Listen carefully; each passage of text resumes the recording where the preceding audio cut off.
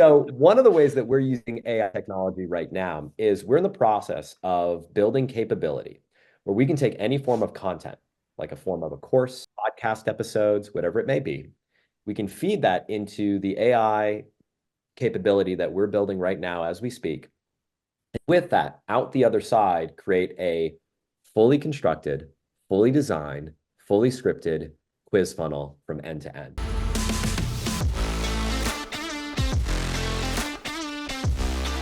Hi everyone, this is Carolina Millan and welcome to a new episode of Beyond the Hustle. And today I'm with a very special guest. He's the founder and creator of the Ask Method, Ryan Levesque. How are you, Ryan? Carolina, it's great to be here and very excited for our conversation. I am very excited as well. I've actually been following your work for maybe 7 years, no, longer. Let's see, 2024, 2015, like 9 years, I guess, 2015. So it's been a while. So I am very excited to have you here today. Now, for the people listening who may not be familiar, what is the Ask Method? Like, how would you explain it in a nutshell? Yeah, it's a great question. So the ACT method is a prescribed methodology for using a series of surveys, quizzes, and questions in a very sort of specific and strategic way to better sell and better serve.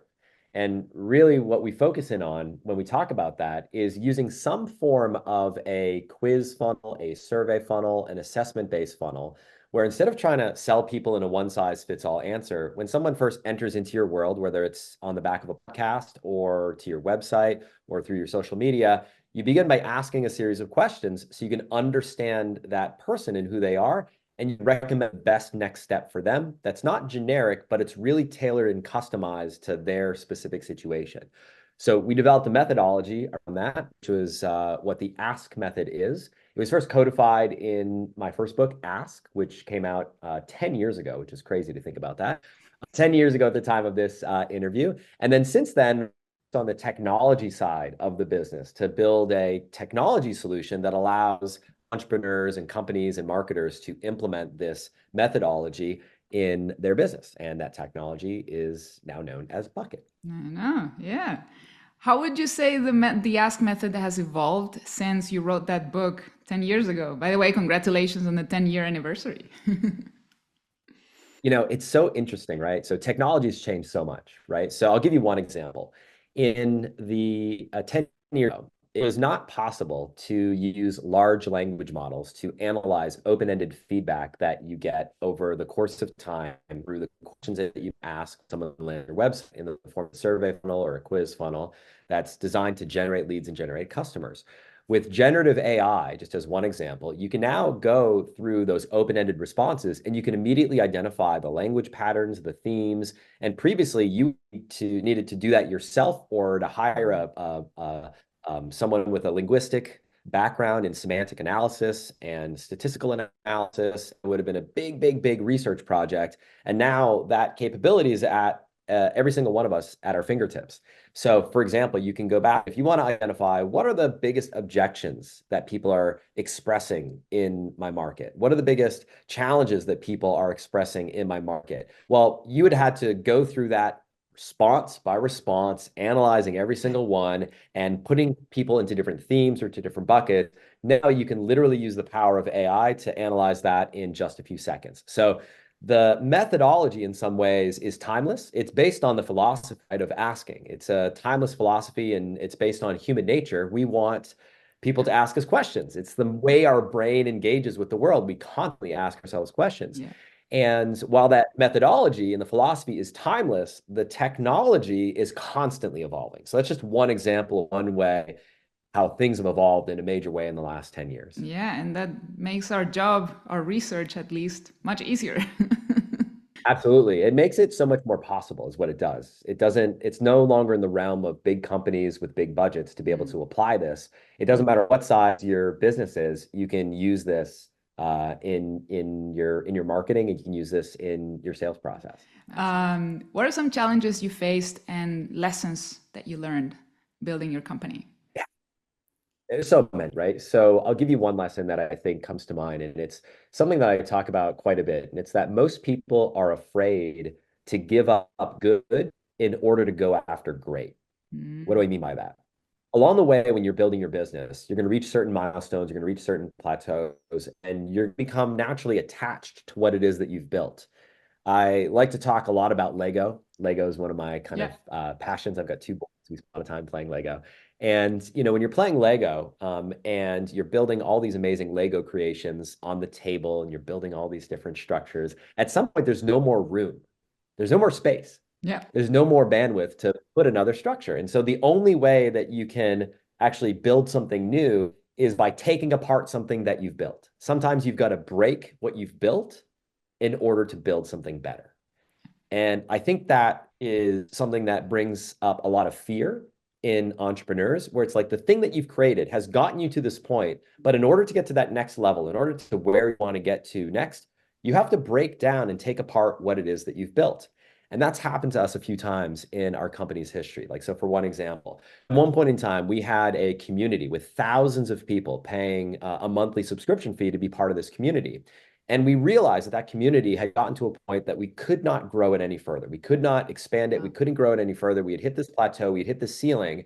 And we realized that in order to do what we wanted to, what we thought was the next phase of our company's growth, we had to shut that group down. Wow. And I remember when I shut that group down, people said that I was absolutely insane. They said, "What are you doing? Like, how can you possibly be doing that? You're literally turning away, in this case, millions of dollars in annual recurring revenue in business. Why would you do that?" And we recognized that it was something that got us to a point, but there were some inherent flaws in the way that it was structured.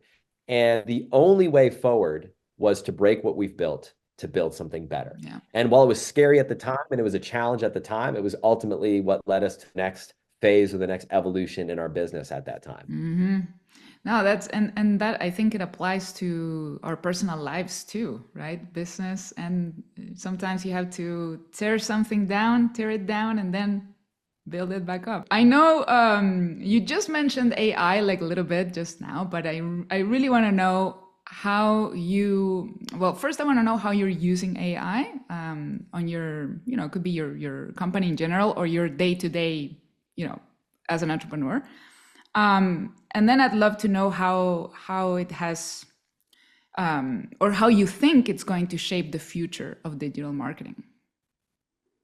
Yeah, it's a great question. So I'll give you a professional context in using AI, and then I'll give you a fun personal Yeah. context in how we're using AI in our family. So first, professionally. So of course, AI, it's everywhere. And one of the things that we've identified in our world is we help entrepreneurs, we help thought leaders, we help businesses create lead generating quiz funnels and survey funnels. And the reason why a quiz funnel is so effective is because you're tapping into the power of self-discovery. You're asking a series of questions, Mm. and users learning something about themselves. You're learning about the user along the way, which is incredibly valuable data. And ultimately, it's far more effective than trying to send people through a one-size-fits-all lead magnet. You're effectively giving people a personalized lead magnet, a personalized report, results of the assessment, quiz, survey that they've taken, which is unique and powerful for them. So for all those reasons, it's very compelling to create one of these quiz funnels. Mm. The challenge lies within the creation. Most business owners that I speak to instantly recognize the value of creating something like this in their business, but often are then greeted with this immediate response of, "Well, that sounds like a lot of work. That sounds hard. That sounds That's tricky. Like, me. how do I actually do that?" Yeah, yeah, exactly. So one of the ways that we're using AI technology right now is we're in the process of building capability where we can take any form of content, like a form of a course, Mhm. a book, podcast episodes, whatever it may be. We can feed that into the AI capability that we're building right now as we speak. And with that, out the other side, create a fully constructed, fully designed, fully scripted quiz funnel from end to end. Nice. And we're able to take pre-existing intellectual property, pre-existing content that you've already created, and from that, using our process and what we've built, we've had 82 million people take a quiz funnel, 1% of humanity, in case anyone's counting, through our technology. So we've learned a lot along the way in terms of the frameworks and the formulas and the process for basically taking that this methodology and institutionalizing it in the form of a technology. So Mhm. we're able to remove the biggest blocker, which has been, how do I figure out what questions I should ask? How do I figure out what I should be giving people after they take the quiz? What buckets should I be putting people into? How should I be dividing all those questions that have been so challenging for people? We're able to now leverage AI to eliminate all those pain points, which is the thing that I'm personally most excited about in Yeah, our business, because when I wrote the book 10 years ago, I dreamed that this technical capability would be possible in our lifetime. And here it is here it is. in front of us here today. So that's the business context, right? So Yes, that's the business context that we're really love excited it. about. Personal context. One of the things that we do, so we've got two boys, two young kids, and one of the things that we like to do is we like to do a bedtime story every single night. Mhm. And it's one thing to read a bedtime story that's just, a generic one size fits all story, but it's far more powerful to tap into the power of personalization. So every single night, we create and read a personalized bedtime story for each Cool. of our children using the power of AI. And what we do is we feed the events of the day. So we say, like, here's what happened. And what do we want to talk about? Oh, we played this game, or we went sledding, we went swimming, or, we had this funny thing that happened at dinner, or there was a challenge that I ran into at school. Just all the things that happen. We just kind of feed it into AI. And using Chat GPT in this case, and the audio input on the phone, we have ChatGPT read us a customized, personalized bedtime story every single day. And it's one of the most fun hacks that you can play with if you've got young kids, because they love it, because it's about their day. It's not just a generic day, and you can put all sorts of fun spins on it. You can say, today we want to pretend that we're a family of superheroes, or today we want to pretend that we're as a family fighting this big fiery dragon, and incorporate the events of the day in this fairy tale that we've created for ourselves. So I feel like AI is one of these incredible tools that you can use for business and you can use in your personal life in all sorts of fun and innovative ways. Um, so I wanted to ask you about, you've had so many people use your methodology. What's one of your favorite case study of a company or client who used quiz funnels in a very unique or very cool way that you can share? So such a great question. So there's so many that come to mind. I'll give you one that is a company that has just exploded on the back of a quiz funnel. There's several. So one of the companies, one of my classmates at Brown University, where I studied undergrad, co-founded a company called Warby Parker. So Warby Parker is a The company in the United States, glasses. familiar with it, that sells glasses, transformed the glasses industry, and used our methodology, used the quiz funnel, using our approach, using our methodology, and originally our the way that we've developed this to basically identify what type of glasses is right for you, revolutionized the eyeglasses industry. Now, Wow. this is years ago. Today, we take it for granted, but previously, before Warby Parker, the idea of just ordering glasses online, having them shipped to you, and returning the ones that aren't a good fit, that was very foreign. You had to go to a store, you had to try the glasses on. So Yeah. that was just a completely disruptive approach. I'll give you another example. There's a client, a reader, a company called Noom, Noom. They are a company that has a very extensive ask method assessment that they use as their intake process to figure out what your biggest weight loss and health challenges are, to create a customized set of weight loss and health tips based on your specific situation. So customizing the entire health journey. I'll give you another example. Proactive is a skincare company in the United States. They use an ask method quiz funnel for figuring out what skincare product is right for you, under the sense that we all have different skin qualities. Your skin is different from my skin. Hmm. And depending on, how oily your skin is, dry your skin is, your skin tone, the different characteristics of your skin, the pH balance of your body, that's largely going to determine and drive what skincare regimen is right for you. So there are all these very practical cases of businesses that are using this. I'll give you one more. There's a company called Loan Builder, which is a business that I was part of to help figure out what type of business funding solution is right for your business. There are a million ways that you can raise money for your business. Which approach is right for you? So created this program, this product called Loan Builder, which is an ask method assessment to figure out what type of business funding solution is right for you.